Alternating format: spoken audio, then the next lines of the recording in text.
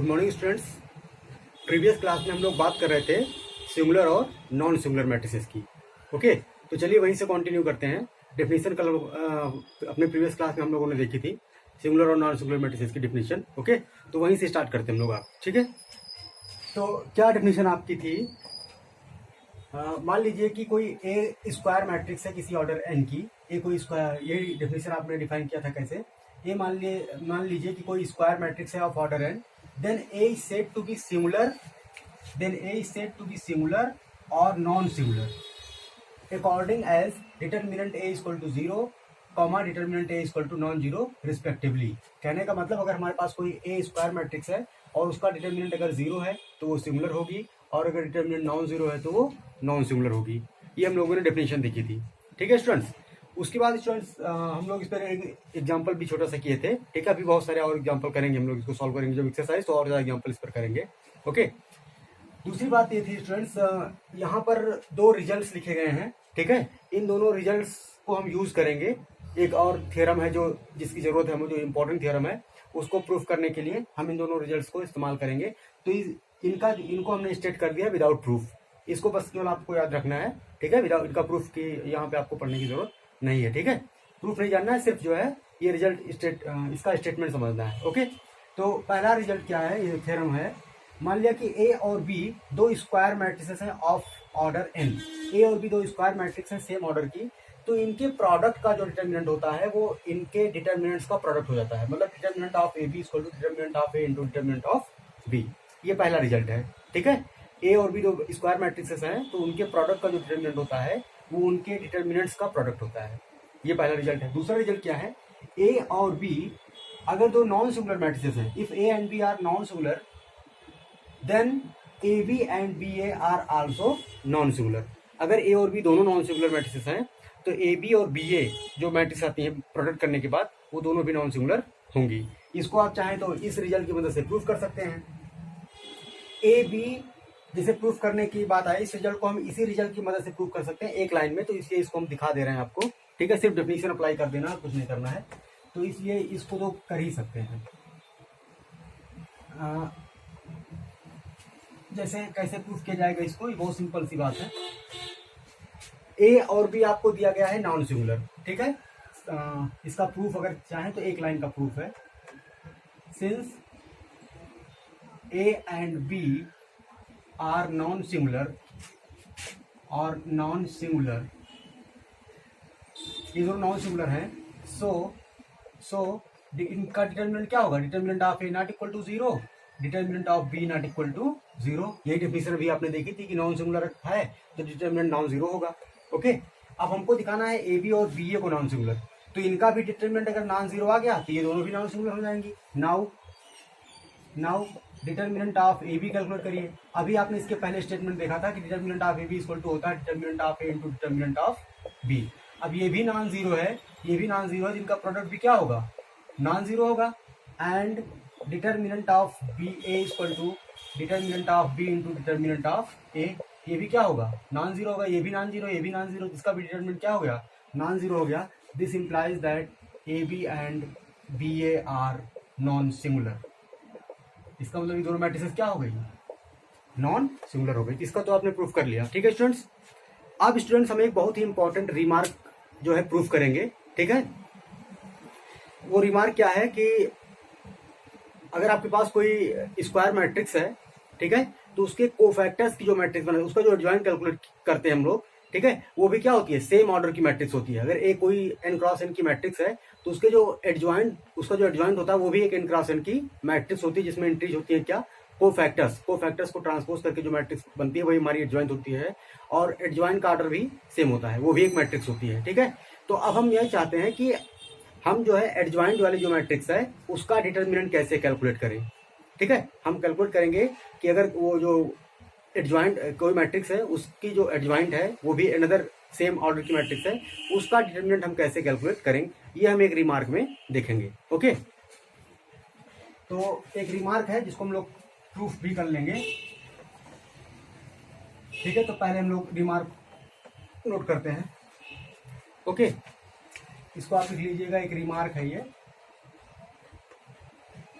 Okay, हाँ, तो आपको एक प्रॉपर्टी पता है, वी नो दैट, प्रॉपर्टी या थियरम आपने नोट किया था, वी नो दैट कोई मैट्रिक्स और उसका एडजॉइंट मैट्रिक्स, ये दोनों कम्यूट करती हैं। इसका मतलब ए इंटू एडजॉइंट ए इंटू ए, और इनका प्रोडक्ट क्या होता है, determinant of A into identity matrix. हम 3x3 के लिए केवल चल रहे हैं, तो I3 ये आइडेंटिटी मैट्रिक्स है। ये रिजल्ट हम लोगों ने स्टेट किया था, विदाउट प्रूफ इसको स्टेट किया था, वेरीफाई भी किया था। ओके, तो अब देखिए स्टूडेंट्स यहाँ से, यहाँ से हम इसको क्या लिख सकते हैं, ये दोनों वैल्यू जिसके इक्वल है, तो इसका मतलब इसको हम लिख सकते हैं A into adjoint A equal to determinant of A into I3। ठीक है, अब ये एक 3x3 की मैट्रिक्स है, ये डिटर्मिनेंट इसकी कोई वैल्यू है, तो मैट्रिक्स में ये मल्टीप्लाई होगा, तो मैट्रिक्स की सभी एंट्री में मल्टीप्लाई हो जाता है। अगर कोई कांस्टेंट मैट्रिक्स से मल्टीप्लाई कर रहे हैं तो उसके सभी एंट्री में मल्टीप्लाई हो जाता है। तो आइडेंटिटी मैट्रिक्स में जब मल्टीप्लाई होगा तो कौन सी मैट्रिक्स आ जाएगी आपकी, determinant of A 0 0 0, determinant of A 0 0 0, determinant of A, ये आ जाएगी। अब दोनों तरफ स्टूडेंट्स क्या कर लेते हैं, हम डिटर्मिनेंट अप्लाई कर लेते हैं। ये दोनों मैट्रिक्स है, ये मैट्रिक्स इक्वल है, तो इनके डिटर्मिनेंट भी क्या होंगे, इक्वल होंगे। तो this implies that determinant of A adjoint A equal to determinant of this matrix, मतलब determinant A 0 0 0, determinant A 0 0 0, determinant A. Okay, अभी आपने पढ़ा कि हमारी ए कोई मैट्रिक्स है, सपोज कोई भी मैट्रिक्स है, तो determinant of A B equal to होता है determinant of A into determinant of B. एक प्रॉपर्टी भी आपने लिखा था थ्योरम, तो हो जाएगा डिटर्मिनेंट ऑफ ए इंटू, यहाँ पे स्टूडेंट से कंडीशन नोट कर लीजिएगा, अभी ये नॉन सिंगुलर मैट्रिक्स के लिए ही होगा। ठीक है, जो रिजल्ट हम प्रूफ करने चल रहे हैं वो नॉन सिंगुलर मैट्रिक्स के लिए। तो यहाँ पर एक कंडीशन ये नोट कर लीजिएगा, determinant of A not equal to 0 होना चाहिए। क्यों, अभी वो दिख जाएगा कि ऐसा क्यों हो रहा है। ठीक है, ऐसा ये कंडीशन क्यों जरूरी है, अभी दिख जाएगा। तो ये हम बात कर रहे थे, तो ये हमारा ए है, ये भी है, determinant of A B equal to होगा determinant of A into determinant of B. तो determinant of adjoint A equal to, students इसको देखिए, ये एक डिटर्मिनेंट है, इसकी फर्स्ट रो में, फर्स्ट कॉलम में ये एंट्री कॉमन ले सकते हैं आप, यहाँ से भी कॉमन ले सकते हैं, यहाँ से भी कॉमन ले सकते हैं। तो क्यों, क्योंकि 0 लिख सकते हैं, 0 into determinant of A, 0 into determinant of A. तो ए यहाँ से फर्स्ट कॉलम से, सेकंड कॉलम से, थर्ड कॉलम से, सब जगह से बाहर आएगा, तो आ जाएगा डिटर्मिनेंट ऑफ ए की power cube into determinant of 1 0 0 0 1 0 0 0 1। ये आइडेंटिटी मैट्रिक्स स्टूडेंट, इसका डिटर्मिनेंट हमेशा 1 होता है। ओके, तो ये ओवरऑल जो वैल्यू आ जाएगी determinant of A cube into 1, तो ये आपका कितना आ जाएगा, determinant of A cube. Okay, यहां तक आप समझ गए होंगे। अब चलिए देखिए इसके आगे हम लोग क्या करते हैं, सभी टर्म्स को एक साथ ले आइएगा, सभी टर्म्स को एक साथ हम लोग ले आते हैं, सभी टर्म्स को एक साथ ले आएंगे तो स्टूडेंट्स देखिए क्या आ जाएगा, determinant of A into determinant of adjoint A minus determinant of A cube equal to 0। यहाँ से students determinant of A common कर लीजिए, this implies that determinant of A और determinant of adjoint A minus determinant of A square equal to 0। ठीक है students, अब देखिए students ये दो नंबर है, डिटर्मिनेंट ये भी कोई नंबर है, ये भी कोई नंबर है, इन दोनों का प्रोडक्ट 0 है, तो ये क्वांटिटी अगर नॉन 0 है तो इस क्वांटिटी को क्या होगा, डेफिनेटली 0 होना पड़ेगा। Since determinant of A not equal to 0, so determinant of adjoint A minus determinant of A square equal to 0। This implies that determinant of adjoint A equal to determinant of A square. तो इस remarks से देखिए student, अगर आपको किसी matrix के adjoint का determinant calculate करना है तो सिंपली आप उसका डिटर्मिनेंट कैलकुलेट कर लीजिए, और अगर मैट्रिक्स का ऑर्डर 3x3 है तो एक कम 2 पावर्स पर रख दीजिए। ठीक है, अगर मैट्रिक्स का ऑर्डर सपोज 4x4 है तो एडजॉइंट का जो डिटर्मिनेंट आएगा, अगर 4x4 ऑर्डर की मैट्रिक्स है तो एडजॉइंट ऑफ ए का जो डिटर्मिनेंट आएगा, डिटर्मिनेंट ऑफ ए की पावर एक कम, 4 है तो 3।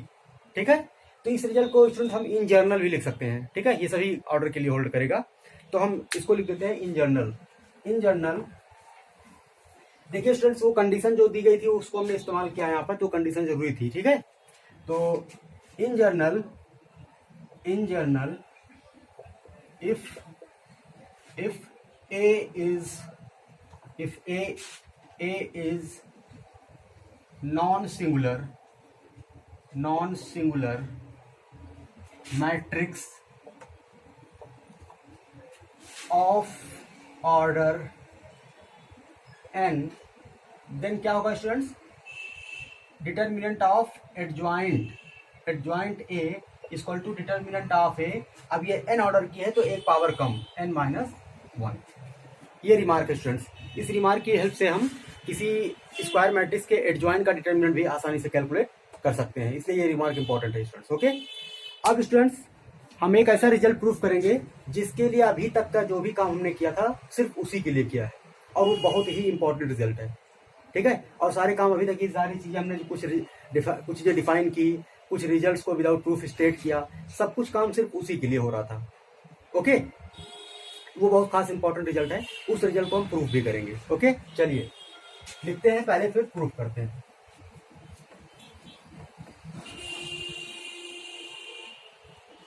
सो स्टूडेंट्स, रिजल्ट है आपका, इसको थ्योरम नाम दे दीजिए, थ्योरम, ये थ्योरम है, 3rd 4 जो भी होगा आपका, ठीक है, 4 होगा शायद।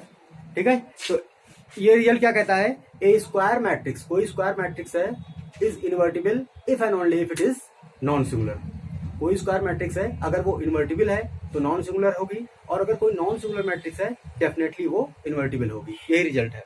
ठीक है, a square matrix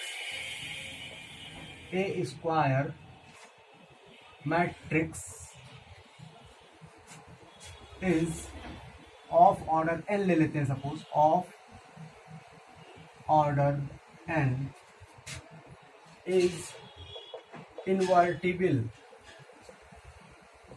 if and only if a square matrix A ले लीजिए, सपोज ये ए कोई मैट्रिक्स हमने ले लिया है, ये हमारी एक मैट्रिक्स है।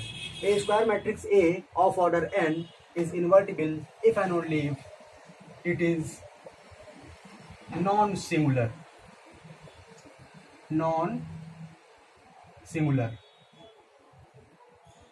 ओके, इसी बात को हमको प्रूफ करना है कि अगर कोई मैट्रिक्स अगर इन्वर्टिबल है तो वो नॉन सिंगुलर होगी, और अगर नॉन सिंगुलर है तो इन्वर्टिबल होगी। दोनों डेफिनेशन आपको पता है, इन्वर्टिबल मैट्रिक्स किसे कहते हैं और नॉन सिंगुलर। नॉन सिंगुलर के लिए डिटरमिनेंट नॉन जीरो होना चाहिए, इन्वर्टिबल के लिए एक ऐसी मैट्रिक्स उसी ऑर्डर की मिलनी चाहिए such that A B equal to B A equal to identity हो जाए। दोनों डेफिनेशन आपको पता है। ठीक है, तो हम इन्हीं सबका इस्तेमाल करते हुए इस रिजल्ट को प्रूफ करेंगे। सबसे पहले स्टूडेंट्स हम क्या करेंगे, ए को इन्वर्टिबल मानेंगे और दिखाएंगे कि वो नॉन सिंगुलर है।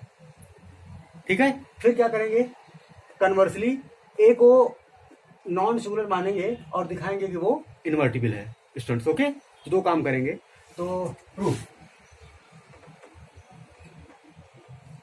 सपोज मान लिया हमने किया, let A B and invertible matrix of order n। मान लिया स्टूडेंट्स की ये इन्वर्टिबल मैट्रिक्स है ऑफ ऑर्डर n की, तो इसकी डेफिनेशन लगा दीजिए। कोई मैट्रिक्स इन्वर्टिबल है, इसका मतलब क्या हुआ, देयरफॉर there exists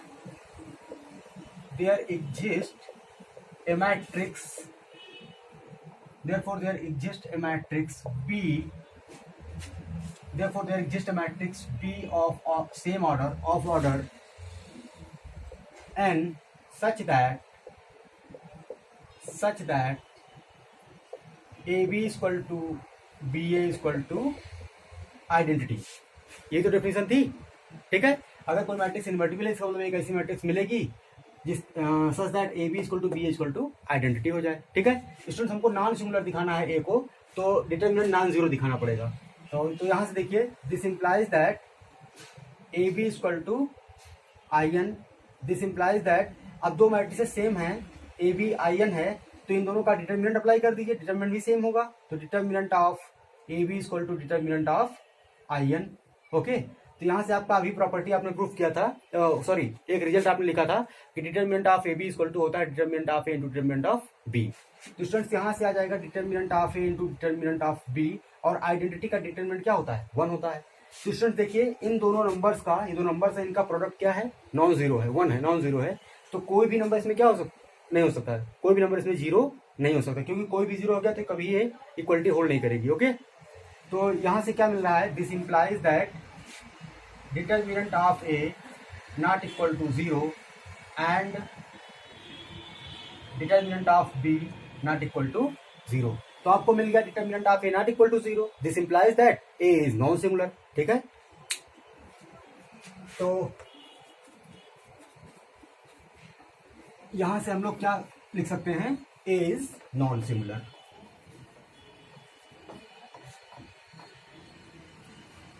यहां से आप अगली लाइन में लिख देंगे, this implies that determinant of A not equal to zero, this implies that A is non singular. ठीक है स्टूडेंट्स, ए नॉन सिंगुलर हो गई। अब हम कन्वर्सली प्रूफ करेंगे, क्या मानेंगे, ए अगर नॉन सिंगुलर मैट्रिक्स है तो दिखाएंगे कि ए इनवर्टिबल भी है। एक ऐसी मैट्रिक्स बी मिलेगी such that A B equal to B equal to identity हो जाए। ठीक है, तो कन्वर्सली सपोज दैट, मान लिया हमने कि conversely suppose that A is non singular, A is non singular, मान लिया ए नॉन सिंगुलर है। अगर ए नॉन सिंगुलर है तो देन, तो दिस इंप्लाइज दैट ये क्या होगा, determinant of A not equal to zero होगा। अगर नॉन सिंगुलर है तो डिटर्मिनेंट क्या होगा, नॉन जीरो होगा। स्टूडेंट्स, हम लोगों ने एक स्टेटमेंट स्टेट किया था, क्या था वो, we know that theorem first हमने स्टेट किया था कि A into adjoint A equal to adjoint A into A equal to determinant of A into identity. ये रिजल्ट स्टूडेंट्स हम जानते थे, थ्योरम फर्स्ट थी हमारी, इसको हमने विदाउट प्रूफ स्टेट किया था, सिर्फ वेरीफाई किया था। ठीक है, अब देखिए स्टूडेंट्स, यहाँ से क्या है, ये quantity determinant of a non zero है, तो हम क्या करेंगे, इस एक्सप्रेशन में थ्रू आउट डिवाइड कर सकते हैं। तो यहाँ से आप लिख सकते हैं, दिस इंप्लाइज दैट ए और डिटर्मिनेंट ए से डिवाइड कर दिया। ठीक है, okay, A adjoint A upon determinant A equal to adjoint A upon determinant A into A. ये सपोज स्टूडेंट्स हमारा बड़ा ब्रैकेट है, यहाँ पे है ए, यहाँ से क्या हो जाएगा, आइडेंटिटी। ओके स्टूडेंट्स, इसको हम क्या लिख सकते हैं, ए इसको लिख सकते हैं, ये देखिए, ये एन क्रॉस एन की मैट्रिक्स है और उसमें एक स्केलर 1 बाई डिटर्मिनेंट ए से मल्टीप्लाई कर दिया गया है। ये भी क्या है, एन क्रॉस एन की मैट्रिक्स स्टूडेंट्स, इसको हम नाम दे रहे हैं बी। तो यहाँ से आ जाएगा क्या, इसको फिर B A equal to identity, where जहां पे हमारा जो बी क्या है वो 1 अपॉन डिटर्मिनेंट ए और इनटू एडजॉइंट ऑफ ए, ये है स्टूडेंट्स। ओके, तो यहां से क्या इंप्लाई हो रहा है, ये कंडीशन क्या बता रही है, एक ऐसी मैट्रिक्स मिल रही है such that A B equal to B equal to identity, this implies that A is invertible. यहां से क्या हो गया, ए इनवर्टिबल हो गया, and B is its inverse, that is B equal to A inverse. ठीक है, this implies that A is invertible, this implies that A is invertible and hence b is equal to a inverse, b इसका inverse हो गया। ठीक है, so therefore या सो a inverse equal to आ गया क्या, b, और b की वैल्यू क्या है students, 1 upon determinant a into adjoint a। Okay, तो बस स्टूडेंट्स देखिए, यहाँ पर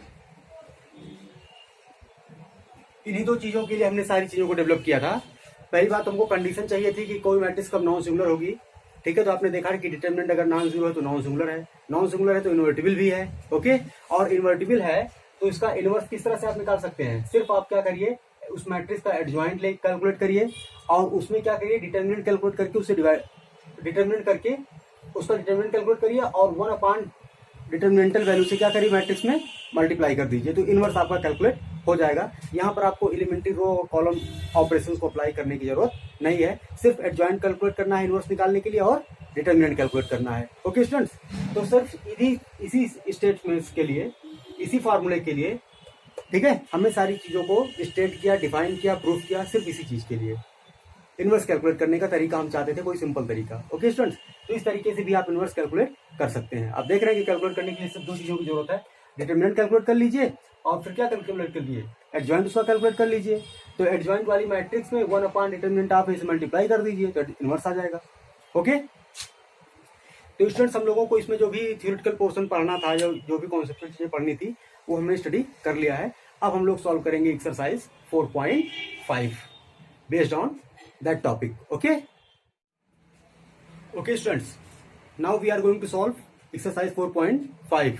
ठीक है, so your first question is that, first and 2 questions, find adjoint of each of the matrix. दो मैट्रिक्स आपको दी गई हैं, दोनों का आपको क्या कैलकुलेट करना है, एडजॉइंट कैलकुलेट करना है। ठीक है, तो ये मैट्रिक्स है, ये मैट्रिक्स दोनों का एडजॉइंट कैलकुलेट करना है। तो देखिए क्या होगा सोल्यूशन, सोल्यूशन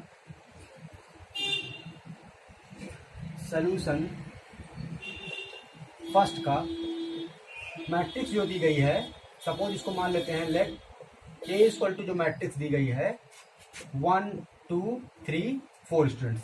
तो हम क्या करेंगे स्टूडेंट्स, हर एक एंट्री का कोफैक्टर निकालेंगे, कोफैक्टर्स की मैट्रिक्स बना लेंगे और फिर उसका ट्रांसपोज कर देंगे, तो हमारा क्या निकल जाएगा, एडजॉइंट निकल जाएगा। ये तो करते थे। ठीक है, तो हर एक एंट्री का कोफैक्टर निकालिए स्टूडेंट्स। तो कोफैक्टर आप कैसे निकालेंगे, किसी भी मैट्रिक्स का कोफैक्टर क्या होता है, जैसे यहाँ पर ये एंट्री किसकी करस्पॉन्डिंग है, A11, ये एंट्री आपकी क्या है, A11 है। इसके करस्पॉन्डिंग कोफैक्टर्स को हम लोग किससे डिनोट करते थे, या एक बार आप लिख लीजिए, let Aij be the cofactor of Aij, then ये कोफैक्टर है। तो क्या कैसे निकालते थे कोफैक्टर, A11 क्या था, कैसे निकालते थे आप, A11 इक्वल टू होता था आपका -1 की पावर इन दोनों का सम 1 + 1 इंटू माइनर। क्यों, इसी तरह तो हमने डिफाइन किया था कोफैक्टर को, Aij इक्वल टू हमारा डिफाइन था -1 की power i + j Mij, where Mij is minor of Aij। ये सारी चीजें हमने डिफाइन की थी। तो हम सिर्फ डायरेक्टली कैलकुलेट करेंगे। फर्स्ट एंट्री A11 है, इसके करस्पॉन्डिंग कोफैक्टर हमारा कितना आएगा, A11। ये होता क्या है, -1 की पावर 1 + 1, तो ये प्लस, वैसे भी आप देखिए यहाँ पर साइन कन्वेंशन आपको पता है, ये प्लस होता है, माइनस प्लस माइनस इस तरह साइन होता है, तो यहाँ पर साइन क्या होगा, प्लस हो गया। अब देखिए माइनर निकालना है इस एंट्री करस्पॉन्डिंग, तो इससे पास होने वाली रो कॉलम को हमने हटा दिया। ठीक है, तो हमारा कितना आ गया, 4 स्टूडेंट्स। ओके, उसी तरीके से हम इसके करस्पॉन्डिंग निकालते हैं A12 के करस्पॉन्डिंग, तो हम उसको A12 से डिनोट करेंगे स्टूडेंट्स। इसका साइन क्या होता है, माइनस होता है, माइनस लगा दिया, इससे पास होने वाली रो कॉलम को हटा दिया, तो स्टूडेंट्स आ गया केवल 3। उसी तरीके से स्टूडेंट A21 कैलकुलेट करिए, इसके करस्पॉन्डिंग माइनर को, सॉरी कोफैक्टर को, तो इसका साइन होता है क्या स्टूडेंट्स, माइनस, क्योंकि 2 और 1 3 हो जाएगा, तो ये माइनस हो जाएगा। ओके, अब इसके पास होने वाली रो और कॉलम को आप डिलीट कर देंगे स्टूडेंट्स, बचेगा सिर्फ 2, तो ये आ गया 2 स्टूडेंट्स। उसी तरीके से A22 निकालेंगे आप, ये है इसकी करस्पॉन्डिंग, जिसका साइन तो प्लस होता है, और इस रो और कॉलम को डिलीट करेंगे स्टूडेंट्स, आ जाएगा 1। तो अब ये कोफैक्टर्स आपने कैलकुलेट कर लिया। अब इसी का स्टूडेंट हम क्या निकाल लेंगे, ट्रांसपोज कर देंगे। ओके, तो हमारा एडजॉइंट आ जाएगा। ठीक है, तो ये देखिए स्टूडेंट्स जो है यहाँ पर एडजॉइंट ए आपका क्या होगा, एडजॉइंट ए हो जाएगा आपका A11 A12 A21 A22 इसका ट्रांसपोज, कहने का मतलब आपका 4 - 3 2 1 इसका ट्रांसपोज। ठीक है, इसका ट्रांसपोज कितना आ जाएगा, 4 - 3 2 और 1, ये क्या आ गया, एडजॉइंट आ गया इसका स्टूडेंट्स।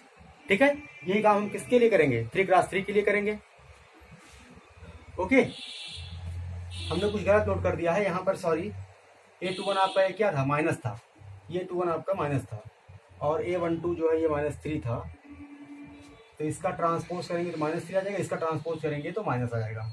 तो देख रहे हैं स्टूडेंट्स, 2x2 की मैट्रिक्स का एडजॉइंट अगर आप कैलकुलेट करते थे, मैट्रिक्स आपकी क्या थी, मैट्रिक्स आपको दी गई थी 1 2 1 2 3 4, A = 1 2 3 4, ये मैट्रिक्स थी। इसका एडजॉइंट देखिए आपने कैलकुलेट किया था, देखिए 2x2 की मैट्रिक्स में क्या होता है, अगर एडजॉइंट आपको ये ट्रिक एक है, अगर याद रख पाए तो सही है, तुरंत बता देंगे। ठीक है, 2x2 की मैट्रिक्स में क्या होता है कि ऑफ डायगोनल जो एंट्री होती है उसमें हम माइनस से एडजॉइंट निकालने के लिए ऑफ डायगोनल जो एंट्री होती है उसमें हमने क्या कर दिया, माइनस से मल्टीप्लाई कर दिया, और जो डायगोनल एंट्री होती है उसको इंटरचेंज कर देते हैं। तो 1 4 था तो 4 1 कर दिया, और ऑफ डायगोनल जो एंट्री थी उसमें नेगेटिव से मल्टीप्लाई कर दिया। ठीक है, तो ये हमारा क्या जाता है, एडजॉइंट कैलकुलेट होता है। ये एक ट्रिक है, चाहे तो इसको भी याद कर सकते हैं, अदरवाइज कैलकुलेट करने का सिंपल तरीका आपको पता ही है, बहुत सिंपल तरीके से कैलकुलेट हो जा रहा है 2x2 की। ओके, तो कुछ इसमें रटने की जरूरत है नहीं।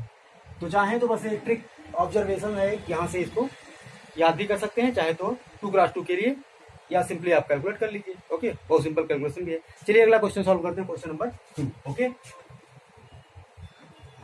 सो स्टूडेंट्स हमारा जो है सेकंड क्वेश्चन है, इसको हम लोग सॉल्व करेंगे, और उसके बाद फिर इस तरह के जितने क्वेश्चन हैं आप लोग खुद ट्राई करिएगा। ये हमारे पास एक मैट्रिक्स दी गई है। ओके, क्वेश्चन नंबर हमारा सेकंड है। ये एक मैट्रिक्स, ये ए इक्वल टू दिस, ये दी गई है। अब यहां पर देखिए हम सभी को फैक्टर्स को कैलकुलेट करेंगे। लेट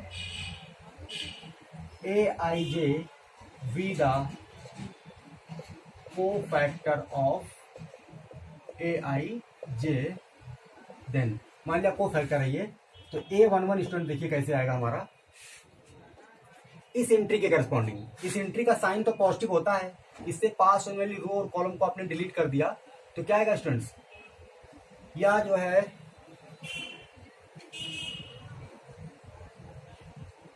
हाँ सीधा कोफैक्टर आप कैलकुलेट कर सकते हैं। ठीक है, हर एक एंट्री के करस्पॉन्डिंग कोफैक्टर, चाहे तो आप सीधा ही कोफैक्टर कैलकुलेट कर लीजिए। देखिए ये एंट्री थी, इसके करस्पॉन्डिंग कोफैक्टर निकालना है।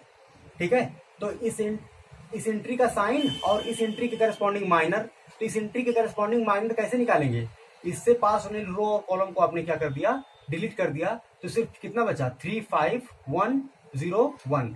इसका इसी का माइनर आप कैलकुलेट कर लीजिए, और इस एंट्री का साइन क्या होता है, प्लस होता ही है। तो एक्चुअली ये आपका आ जाएगा कितना 3 5 0 1, और इसकी वैल्यू कितनी आ जाएगी 3। उसी तरीके से आपका A12 देखिए स्टूडेंट्स, इसका साइन क्या होता है नेगेटिव, तो हमने नेगेटिव लगा दिया। अब इससे पास होने वाली रो और कॉलम को डिलीट कर दिया, तो हमारा क्या बचा 2 5 -2 1। ये स्टूडेंट्स की वैल्यू कितनी आ जाएगी 2, और प्लस माइनस माइनस का प्लस हो जाएगा 2 + 10 14, तो -14 आ जाएगा स्टूडेंट्स, ये -14।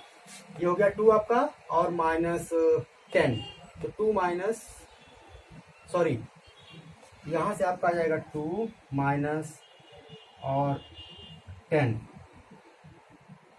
तो 12 आएगा स्टूडेंट्स ये। ठीक है, 2 माइनस और -10 ये। ओके, तो आ जाएगा कितना 12, तो ये आ गया कितना 2 + 10 दैट इज 12, तो स्टूडेंट्स यहाँ पे आ जाएगा कितना -12। ओके, कैलकुलेशन में थोड़ा बहुत मिस्टेक हो जाती है यहाँ पर, क्योंकि अगर आप जरा से भी ध्यान नहीं देंगे तो थोड़ा बहुत कैलकुलेशन में मिस्टेक हो सकती है। चलिए स्टूडेंट्स इसका निकालते हैं। इसका साइन होता है माइनस, तो हमने माइनस लगा दिया, इससे पास होने वाली रो कॉलम को हमने डिलीट कर दिया, तो हमारा स्टूडेंट्स आ गया 2 3 -2 0। ये स्टूडेंट्स कितना आ जाएगा, माइनस ही है, ये हो गया 0 और -2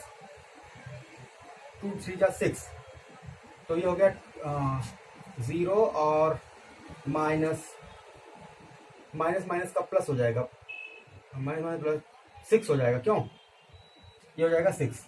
ठीक है, क्योंकि देखिए ये हो गया 0 और -6, तो माइनस प्लस 6, ये माइनस ये हो गया। ठीक है, चलिए स्टूडेंट्स आगे कैलकुलेट करते हैं हम लोग। A21 कैलकुलेट करिए, ये है A21। ठीक है, तो यहाँ पर साइन क्या होगा, नेगेटिव होगा, और इसके करस्पॉन्डिंग माइनर, इससे पास होने रो कॉलम को डिलीट कर दिया, तो -1 2 0 1। इसकी वैल्यू स्टूडेंट्स क्या हो जाएगी, ये आपका आ जाएगा कितना -1 और 0, तो माइनस +1 आ जाएगा। A22 कैलकुलेट करिए स्टूडेंट्स। A22 का साइन तो प्लस होता है, और A22 से ये एंट्री है, इससे पास होने वाली रो और कॉलम को डिलीट कर दिया, तो आ गया 1 2 -2 1। तो ये स्टूडेंट्स कितना आ जाएगा 1 और माइनस का प्लस, 1 + 4 मतलब 5। उसी तरीके से स्टूडेंट A23 कैलकुलेट करिए। A23 का साइन क्या होगा, नेगेटिव होगा, तो साइन तुमने रख दिया, और माइनर कैलकुलेट कर रहे हैं, A23 हमारा ये है, इससे पास होने लिए कॉलम और रो को हमने डिलीट कर दिया स्टूडेंट्स, तो आ गया 1 -1 -2 0। ये स्टूडेंट्स कितना जाएगा 0 और -2, तो 0 -2 मतलब -2 और ये आ जाएगा स्टूडेंट्स +2। ओके, चलिए स्टूडेंट्स अब हम A31, A32 और A33 कैलकुलेट करते हैं। ठीक है, रो थर्ड के जो थर्ड रो की एंट्रीज है इनके करस्पॉन्डिंग वो फैक्टर्स कैलकुलेट करते हैं। तो यहां से हम लोग कैलकुलेट कर लेते हैं इसको। तो स्टूडेंट्स आपका कितना आ जाएगा, ये A23 हो गया। A31 मैट्रिक्स हमको फिर से नोट करना पड़ेगा। ठीक है, मैट्रिक्स जो आपकी थी, मैट्रिक्स हमारी थी 1 -1 2 और फिर था 2 3 5 -2 0 1। चलिए कैलकुलेट करते हैं A31 को। A31 का साइन क्या होगा स्टूडेंट्स, A31 हमारा ये है, इसका साइन तो क्या होगा, पॉजिटिव होगा। और इससे पास होने वाली रो कॉलम को आप डिलीट करिए, इससे पास होने वाले रो कॉलम को डिलीट कर दिया तो -1 -1, इससे पास होने वाली रो और कॉलम को डिलीट -1 2 3। ओके स्टूडेंट्स, हम लोग कैलकुलेट कर रहे थे एडजॉइंट इस मैट्रिक्स का। ओके, तो देखिए अब जो थर्ड रो है इसके एलिमेंट्स के करस्पॉन्डिंग कोफैक्टर्स को कैलकुलेट करते हैं। ओके, A31 इसके करस्पॉन्डिंग ये वाला एंट्री, यहाँ पर साइन क्या होता है, साइन ये 3 + 1 4 हो गया, पॉजिटिव ही आएगा, साइन पॉजिटिव आ गया। इससे पास होने वाली रो और कॉलम को डिलीट कर दिया तो आ गया 1 2 3 5। ठीक है, इसकी वैल्यू कितनी हो जाएगी, -5 -6 -11। उसी तरीके से A32 आपने कैलकुलेट किया तो -1 आ गया, A33 आप कैलकुलेट करेंगे तो 5 आ जाएगा। तो सभी इंट्रीज की, इस मैट्रिक्स के सभी इंट्रीज की करस्पॉन्डिंग कोफैक्टर्स को आपने कैलकुलेट कर लिया। अब इन्हीं कोफैक्टर्स की एक मैट्रिक्स बनाइए और उसका ट्रांसपोज कर लीजिए तो एडजॉइंट आ जाएगा। ओके, तो चलिए हम लोग एडजॉइंट कैलकुलेट करते हैं। ओके, एडजॉइंट कैलकुलेट करते हैं इसको। इस मैट्रिक्स, ये हमारी मैट्रिक्स है, इसका एडजॉइंट हम लोग कैलकुलेट करते हैं। ओके, ये हमारी मैट्रिक्स है स्टूडेंट्स, इसकी हम एडजॉइंट कैलकुलेट करेंगे। तो एडजॉइंट ए आपका क्या होगा, एडजॉइंट ए क्या होगा, सब A11 A11 A12 A13 A21 A22 A23 A31 A32 A32 A33, इसी का क्या कर दीजिए, ट्रांसपोज। ओके, तो हम लिख लेते हैं यहां पर A11 कितना है हमारा 3, A12 -12, ओके, A13 6, ओके, और A21 1, A22 5, A23 2, A31 -11, okay, और A32 -1 और A33 ये आपका है 5 और इसका ट्रांसपोज। ओके स्टूडेंट्स, तो देखिए इसका ट्रांसपोज कर दिए हुए आ जाएगा एडजॉइंट। तो हम यहाँ पे इरेज कर दे रहे हैं, अब इन चीज़ों को कोई जरूरत नहीं यहाँ पर। ओके, हमारा एडजॉइंट जो था वो कैलकुलेट हो चुका है। तो देखिए स्टूडेंट्स यहाँ पर जो है इसका हम लोग ट्रांसपोज करेंगे तो दिस इंप्लाइज दैट, इसके नीचे चीज़ों को लिखिएगा, एडजॉइंट ए इक्वल टू क्या आएगा, इसका ट्रांसपोज। तो आ गया आपका 3 - 12 6 और उसके बाद 1 5 2 और उसके बाद -11 -1 5। ओके स्टूडेंट्स, तो ये आ गया एडजॉइंट। ठीक है, आंसर हम लोग मैच कर लेते हैं एक बार तो फिर चीजें क्लियर हो जाएं। एक्सरसाइज 4.5 का question number 2, exercise 4.5 question number 2, exercise 4.5 question number 2। 3 - 12 6 1 5 2 -11 -1 5 सही है स्टूडेंट्स। ओके, तो इस तरीके से आप एडजॉइंट कैलकुलेट करेंगे 2 ऑर्डर की, 3 ऑर्डर की या किसी भी ऑर्डर की मैट्रिक्स को। आपके कोर्स में सिर्फ 3 ऑर्डर तक ही रिस्ट्रिक्ट है। ठीक है, तो डोंट वरी, 4x4 की या 5x5 की नहीं आएगी। ओके, तो स्टूडेंट्स हम लोग अब सॉल्व करेंगे अपना next question. Okay, question number 3 note करते हैं पहले।